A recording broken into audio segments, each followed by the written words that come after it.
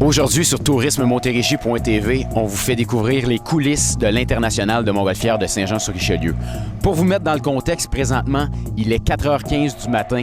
On se trouve à Saint-Jean-sur-Richelieu et on va suivre le Balloonmeister Daniel Turcotte pour aller prendre la météo pour le vol en Montgolfière et on espère qu'il y aura un vol.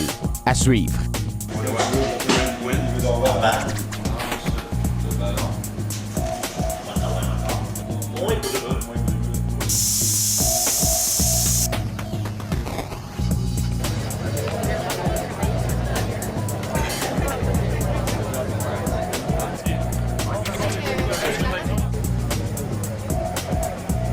Présentement, les Balloonmeisters sont derrière moi en train d'envoyer un ballon sonde dans les airs. Ce qui va se passer, c'est qu'ils vont pouvoir calculer la vitesse des vents et également en altitude, voir qu'est-ce qui se passe, les directions.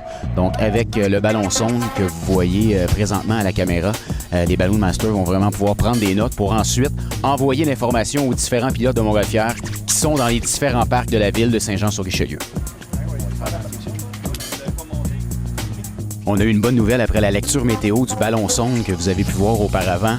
On a eu le hockey pour une envolée de Montgolfière aujourd'hui. On entend les officiers de décollage qui sifflent, ce qui veut dire que le drapeau vert va être hissé. On va pouvoir s'envoler dans le ciel du Haut-Richelieu. Ce qu'on peut voir présentement à l'arrière, c'est les équipes de poursuite qui s'occupent de préparer le ballon pour monter le ballon, le gonflement. Et ensuite, les équipes de poursuite, qu'est-ce qu'ils vont faire? Ils embarquent dans le camion pour nous suivre. On va être en communication radio avec eux et ils vont nous récupérer à l'atterrissage.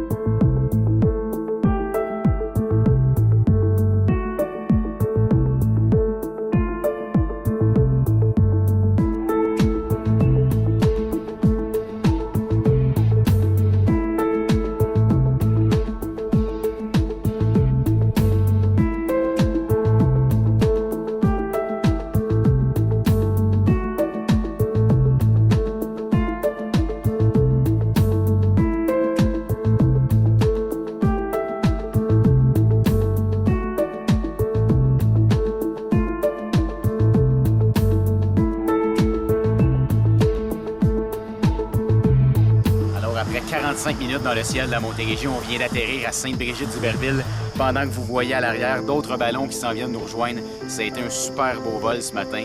On a atteint des vitesses de 40 km/h à plus de 1000 pieds.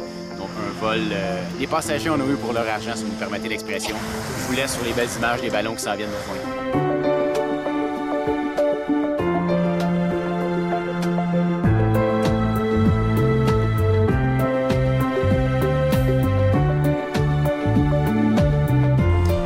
Daniel Turcotte, Balloonmeister à l'International de Montgolfière de Saint-Jean-sur-Richelieu. On vient de revenir de notre magnifique vol de ce matin, une belle envolée de 45 minutes. Si tu avais à nous décrire le vol de ce matin, comment tu nous décrirais ça?